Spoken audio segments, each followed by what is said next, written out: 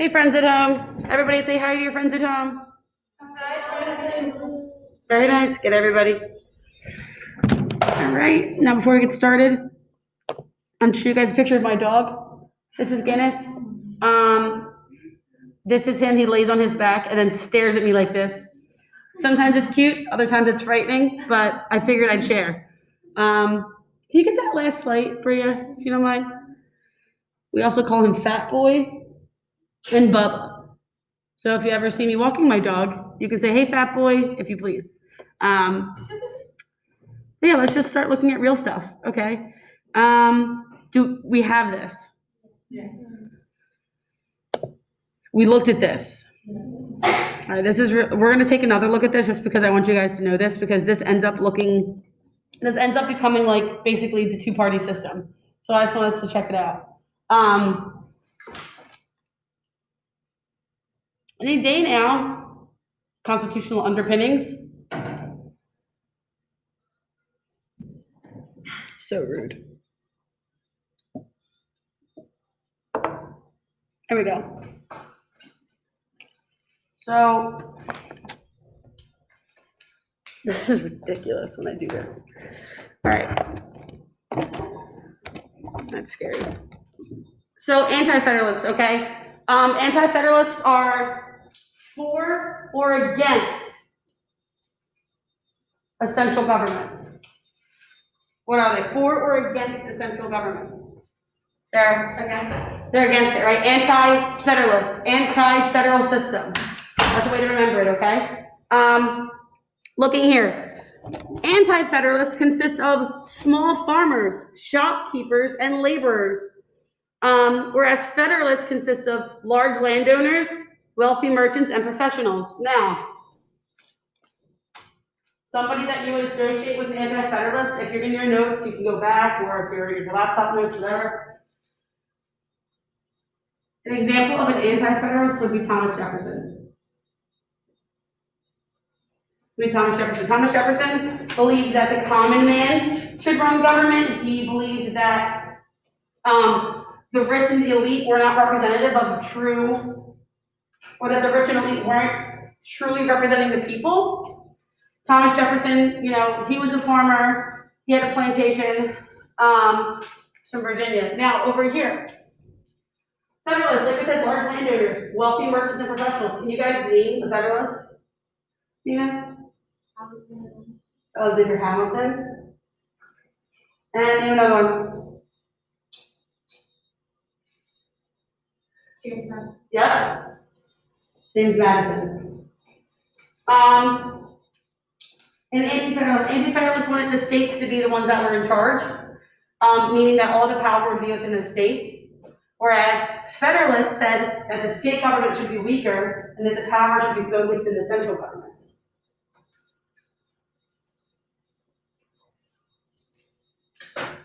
Anti-Federalists wanted a direct election of officials, meaning like election by popular vote. And then they also wanted to, for example, with like presidents, they wanted it to be a direct democracy. Remember we were talking about that? The idea where in a direct democracy, every single individual vote counts, and how sometimes, that might work for a smaller setting, but as we get bigger and bigger and bigger, that type of democracy is not as effective. So instead, what kind of democracy do we like? A pure democracy or a representative democracy? Right? Representative. You elect people to represent you. So they want direct election of officials, whereas the Federalists want indirect election of officials. Direct democracy, because direct means it's like all of us here are voting, whereas indirect is more like, okay, I'm gonna tell student council members how I feel, and then they're gonna go vouch on my behalf. They're gonna go make a decision, and that's an indirect election because you're not there in the decision-making room. Like I said earlier, rule by the common man. Meaning like your everyday average Joe should be one of the people in charge, and they wanted shorter terms. Why would they want shorter terms for people in office? Why would they want shorter terms? So no one could have too much power. So no one got too much power, right? The whole entire concept with anti-federalists are that they want to limit the government power as much as they can. They're not really afraid of the government having power. They're not afraid of the government having power because they're like, listen, we have checks, we have balances, we have a separation of powers, and also, really smart people are in charge. Wouldn't you want really smart people in charge? That's their idea. They valued individual liberties, and they expected a couple violations of individual liberties, kind of like when you think about sacrificing an individual liberty for an overall protection, you know, allowing to get checked when you go to the airport, right? You're giving up a personal right and a freedom and a liberty, protection of unlawful search and seizure. You're giving that up to get on the airplane for the safety of everyone around you. Make sense a little bit? And again, government by the elite. That was kind of the concept there. Madison says that rich, smart people should be leading government. Jefferson says that the common man should be in charge of government. Any questions about this chart? This is a theme that we're going to see over and over again because it evolves into the two-party system. Do we have this? Okay, so they wanted to ratify the Constitution, and to ratify just means to sign into law or to approve.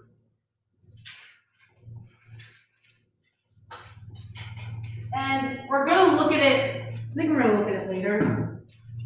Let me see. You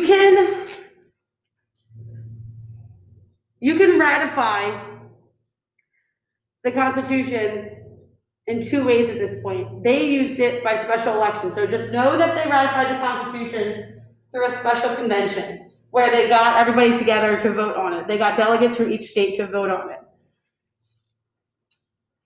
They wanted to do this because if they didn't, if they decided to let the state legislatures vote, you know, the problem would be that none of the southern states would approve it.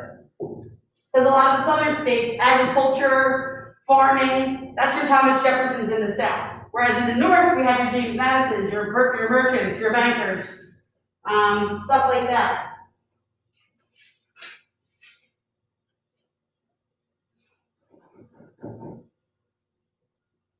Okay.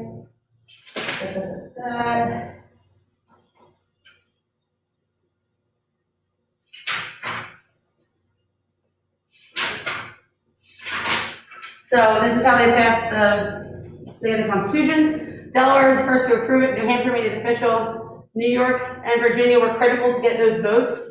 And then North Carolina and Rhode Island decided not to vote to send it through at first.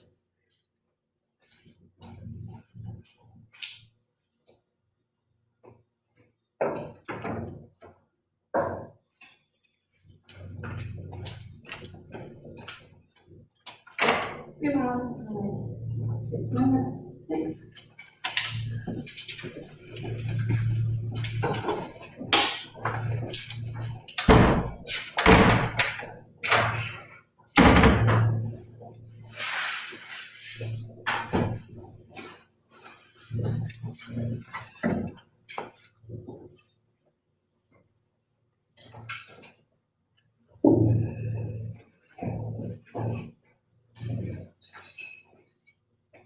Yeah, where is the bathroom? Good.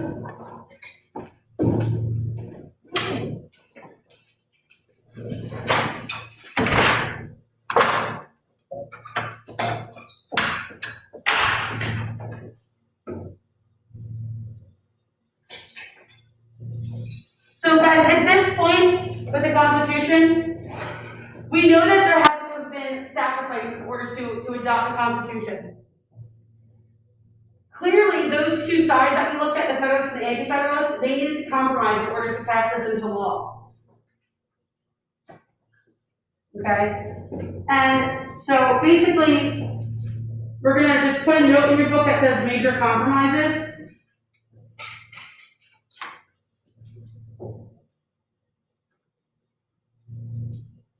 And the first compromise that really is important is the way that we even structure the government. Remember, the small state of New Jersey, William Patterson said that he wanted one representative from each state for a unicameral legislature, meaning a one-house legislature. They said, no, we don't want to do that. Then we have the Virginia plan. The Virginia plan is on behalf of big states, and the Virginia plan said, how about we have a bicameral legislature, and they're based off of population.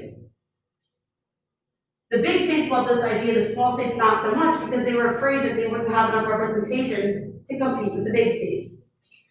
So instead, what happened was, what did they come up with? What idea did they end up coming up with? Amelie?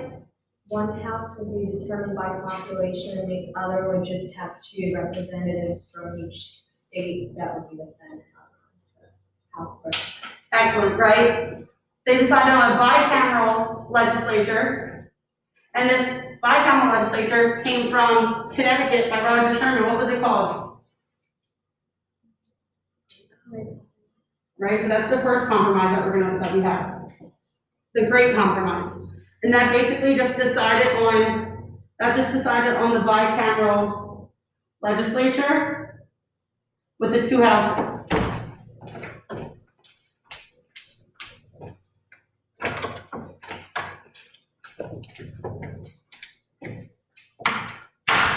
Another compromise was the Electoral College. Should we go over the Electoral College a little bit? Yes. Right? The Electoral, yeah. Probably with the. Oh, that's a good idea. For everyone at home, Mina just made sure that you guys could get your notes.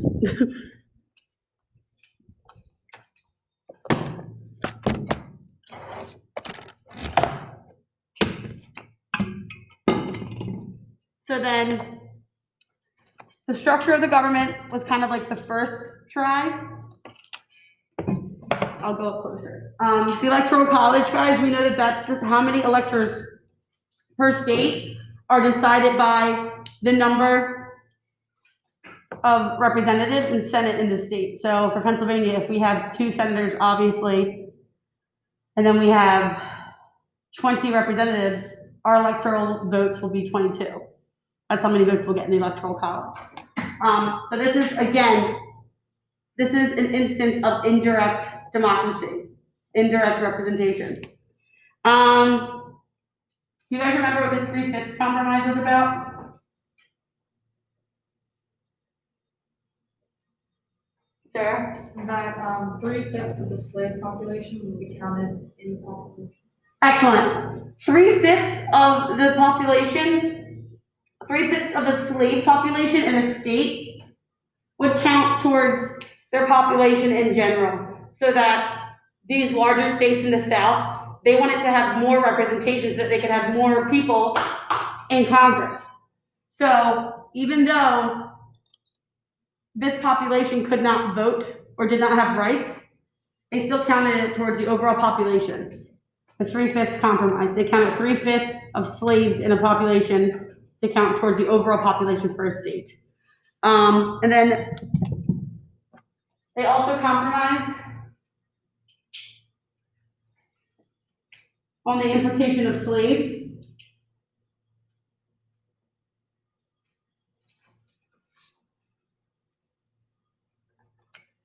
They also compromised on the importation of slaves. Where's that?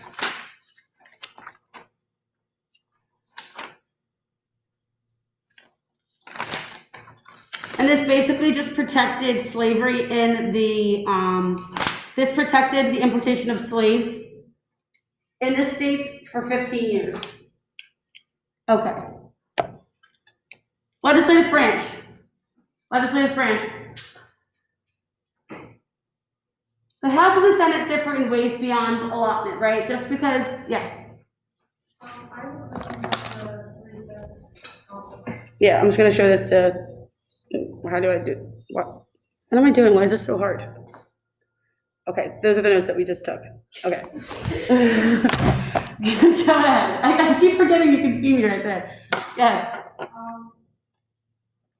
So for some states, like for their population, like 5,000 and 2/5 people.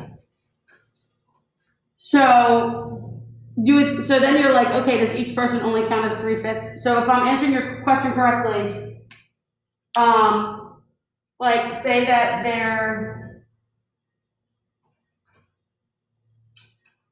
so I'm not good at fractions, but so it's basically like, here are all the people living in a state. This many are landowning whites, and this amount here are your slave population. Honestly, that's not even close to right, okay? It goes basically this, right? This is your slave population, and then this is your white landowner population, okay? Basically, the whites are arguing that this big amount should count towards their population. So instead of only having maybe like 10 representatives per state, 10 representatives in the state, they would have 20. Well, everyone's saying, well, that doesn't make sense. Your slave population can't vote. They don't even count. That's kind of what the mentality was. And so what they said was, okay, fine, how about this? We'll give you 3/5 of your slave population, and that can count towards your representation in Congress. So instead of it being 20, as large as 20, and then instead of it being as small as 10, instead it would be, 15 or 17. Does that make sense? Yeah. Okay. This is very small, I don't know why I did that. So, yeah, the legislative branch, we have the Senate, and then we have the House of Representatives. They are different in a couple of ways. For example, you have to come with me. For example, the House members are elected by the people every 2 years, meaning that they are up for election every 2 years. Whereas, if you look here, senators are in office for 6 years. I think we're going to look at that next. No. The age requirements, you have to be at least 25 in the House of Representatives and 30 years old to serve in the Senate. We have the enumerated powers that are listed in sections 8, 9, and 10 of the Constitution.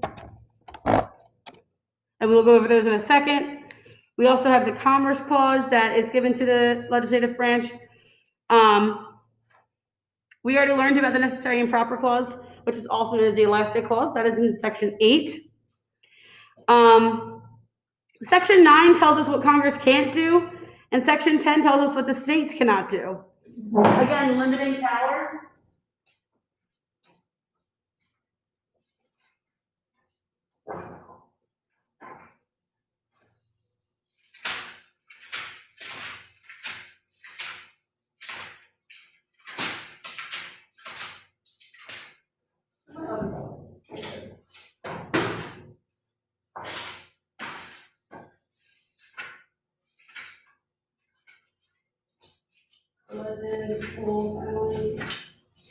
Here we go.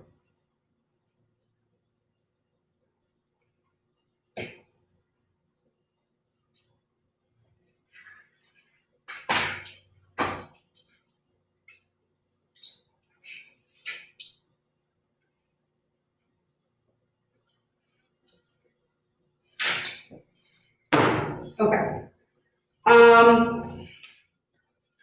Yes, so here it says that the enumerated powers are listed in section 8, 9, and 10. The enumerated powers are right here, and these are the Necessary and Proper Clause, which basically says that the Necessary and Proper Clause, it says that Congress has the power to make laws that are necessary and proper to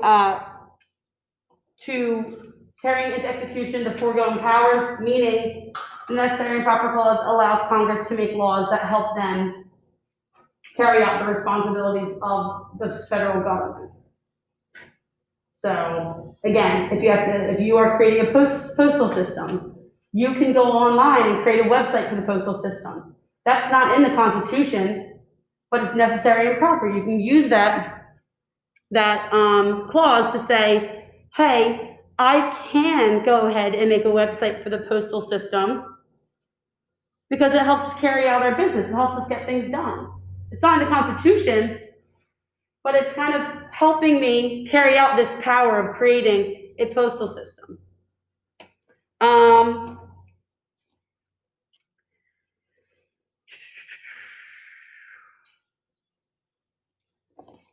These are called the enumerated powers. Section 9 tells us what Congress can't do.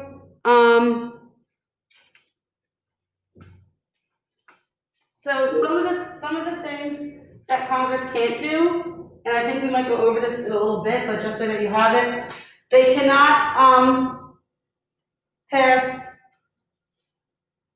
there's a few here, bills of attainder. They cannot take away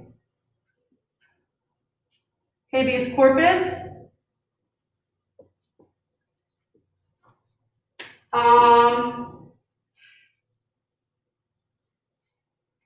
And they cannot grant titles of nobility. We don't do that. And they cannot pass ex post facto laws.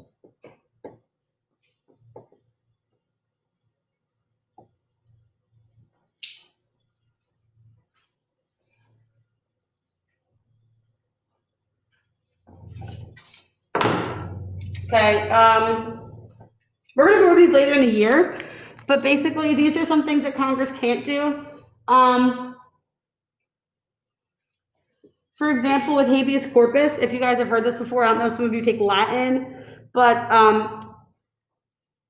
habeas corpus is basically saying that someone who has the right to be formally charged after being arrested, habeas corpus means like bring me the body. So it's you have the right to be in person, being arrested, being tried. In addition to that, you can't grant titles of nobility. We don't have nobles. We don't have knights. We don't have any of that stuff in the United States. You can't pass ex post facto laws. This is important because if you pass an ex post facto law, it basically means that that's like me saying, okay, so girls, you're no longer allowed to have silver Yeti cups. And because Brown has one right now, she is getting detention. I can't pass a law to incriminate somebody now and make them guilty for it in the past. If I said from this day forward, you're not allowed to have water bottles in class and you bring them in, you can be punished for that. But in the meantime, I can't say, last week, Bria, wore a pink shirt under her uniform, and I'm gonna pass a law today that says if you wear a pink shirt under your uniform, you get a detention. And so then Bria, she's safe. She just can't do it in the future. I can't charge her for doing something in the past. Like when, for example, like today, I think it's illegal to, let's say it's illegal for pregnant women to smoke, right? It wasn't illegal way back when. So that's like me, putting all of your grandmas in jail because they smoked while pregnant, right? It doesn't work like that. What the states can't do. Okay. States cannot enter treaties with other countries, and they can't coin money, right? Because at first everything was confusing because there was no uniform currency. Currency could be coined by the states and by the central government. So there's all this different kind of money flying around. They put an end to that. States cannot coin money. Only the federal government can.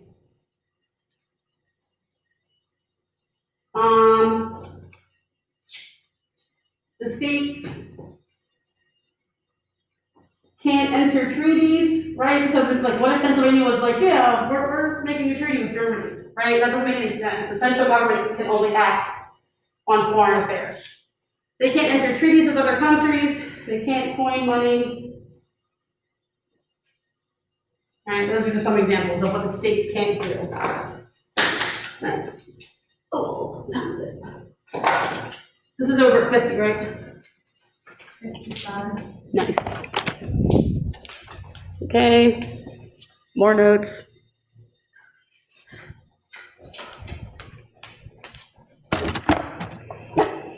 Any questions? Okay, I feel like the information itself is simple, it's just a lot. Okay, we can do it. You guys need to know the Commerce Clause.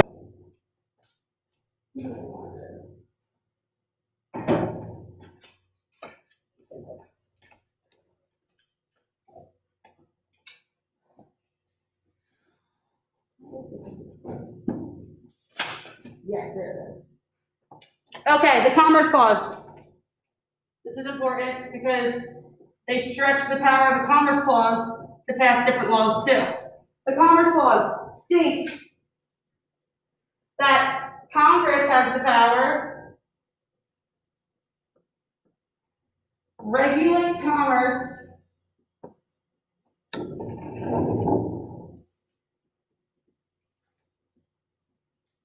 with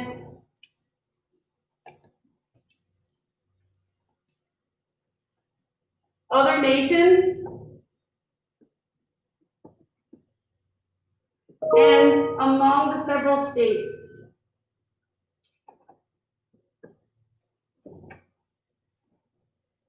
That's the Congress Clause, the Commerce Clause, and it gives power to Congress. We're going to see the Commerce Clause a lot. It serves as the precedent or as the existing legislation to pass laws. They use this law. Commerce basically means business, doing business throughout the states. Regulate means to control or to pass laws in regard to, right? Go ahead, Nina. For the money, like, you know, how each state had a different type of currency. Yeah. Did they just look different, or were they different, like? Value. So I think it was all different. I think it was all different, which is what happens when, what am I doing? So this is the note. It's also on page, it's in your textbook. The Commerce Clause, and if you want to kind of brush up on all these clauses that are in our Constitution that give power to the legislative branch, it's on page 13. But yeah, it was just all messed up, Nina, because the value, the look of it, they didn't equate. So like I said, if you want to buy a cheesesteak in Pennsylvania and you're from New Jersey and you show up with Jersey dollars, Pennsylvanians don't want that. Okay. Powers of Congress right here. They can levy taxes, pay debts, borrow money, coin money, and regulate its value. Regulate interstate and foreign commerce. That's the Commerce Clause right there. Establish uniform laws of bankruptcy, punish piracy, right? Because there's still pirates today. Who knew that? Yeah. Do we have to write all this down? Oh. I feel like, so they're in your book. They're in your book, but if you want to write them down, you can. But this video is also going to be posted, so you can go back and watch it and then copy down the chart, whatever you want to do. Create standard weights and measures so that, you know, in the United States, for example, we use like inches, we use the metric system. We also say we use degrees Fahrenheit instead of Celsius. That's what it's called. We establish post offices and roads, and we protect copyrights and patents. These are the powers of Congress.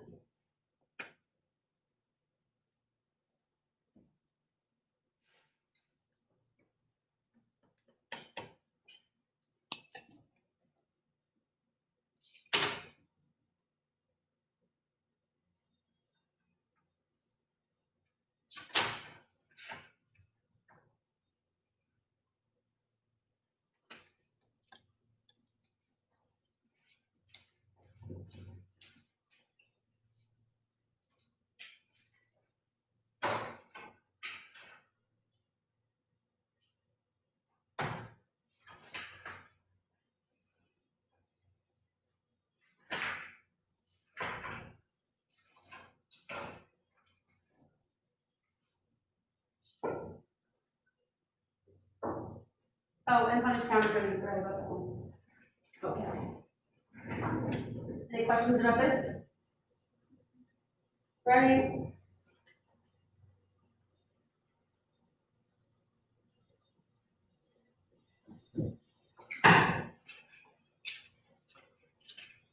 So that's the legislative branch.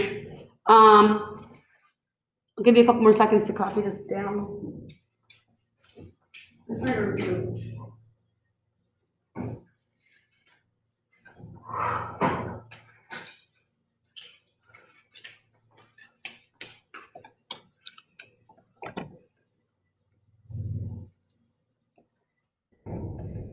So we today got through most of, and make sure you copy down that, the fact that it's economic issues in the Constitution. This pretty much concludes his legislative branch. Tomorrow, I will probably post a video explaining the executive branch, because it's much smaller and there's not as much information on it. You guys can take notes on that. For tonight, I'm trying to think about what I want you to do.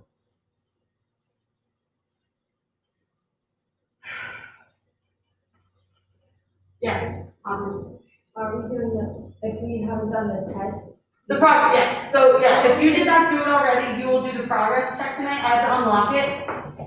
Trying to think what else. Make sure it's to read.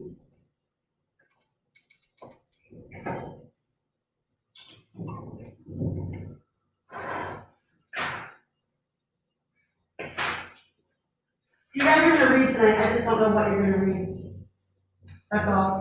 But so just check teams tonight. Always bring home that textbook, that little textbook. Always bring home your copybook.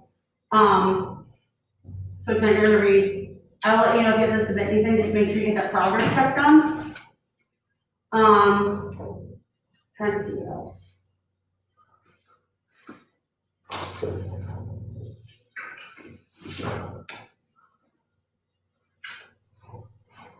I might give you our own little like 5-point progress check, but I'll make it this time instead of using the one on College Board. I'll make it so it's a little bit easier. And then we, like, you know, that'll just be from our notes and stuff you've read. And so, you know, the things that we look at today, like, you know, for example, I would ask the question, name 2 powers of Congress, and you could say, levy taxes and pay debts, and that would be the answer, right? So we might just do one of those just to get more grades in, because with you guys, it's hard because you take the AP exam, and usually how we assess is through big tests, but we haven't gotten through material as quickly as I would have liked to, just because we're in a pandemic. So we'll have to figure that out. But just keep an eye for homework tonight, for whatever I post. Make sure you get that progress check done. If you have any questions about it, let me know. Again, it does not count as a grade, so don't worry. I just wanted to see where everybody was at, and if we have to review certain concepts.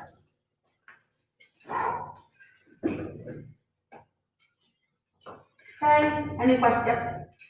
Were we allowed to like look up stuff for the progress check, because there was like these court cases that we had? Yeah, we didn't go over them yet. We did, so you guys did read about them a little bit in your book, but that's fine. They're a little bit complex, so we would definitely have to go over them in class.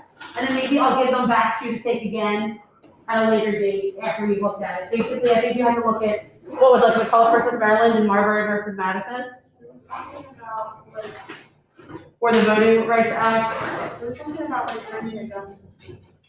Oh, yep. Yeah, so basically it was trying to, because what we'll do, guys, is we're gonna learn landmark Supreme Court cases, and then, you know, we'll look at these landmark Supreme Court cases and see how the Supreme Court uses those cases to try other people. They'll say, okay, well, there's this case in front of me, and according to the precedent set, you know, 100 years ago in Marbury versus Madison, we have the right to judicial review, and therefore, you know, the Supreme Court gets to do X, Y, Z. Basically, the purpose of landmark cases is to use them as, you know, precedent or like backup to decide future features. And we're gonna be looking at that a lot, so, don't worry about it now, because we're gonna get into the judicial branch probably on, when do I have you guys next? Friday. Okay, so, and you won't be here Thursday, you'll be home, right?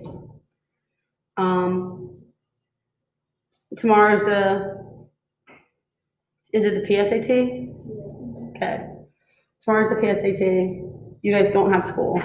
You will be here taking the PSAT. You won't be.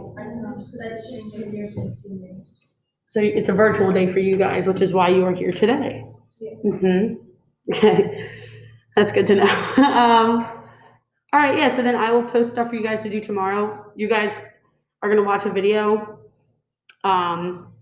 of me lecturing, because we're AP and that's what we do, but it'll be okay. I posted a link in your Teams. If you want to give it a look, you can. It basically explains Marbury versus Madison, which I think was one of the questions that was on the progress check that we didn't get to yet, unfortunately. So if you want to watch that video, feel free. We'll probably watch it together in class too. It's only about 3 minutes long. Check that out if you want. But I believe, why are we still here? I think this is the time that you clean up at 8:55. Mhm. Okay. All right, well then, where's my mouse? There it is. Okay, say bye to your classmates. Say bye, guys. Bye. The energy from before we start class and after is just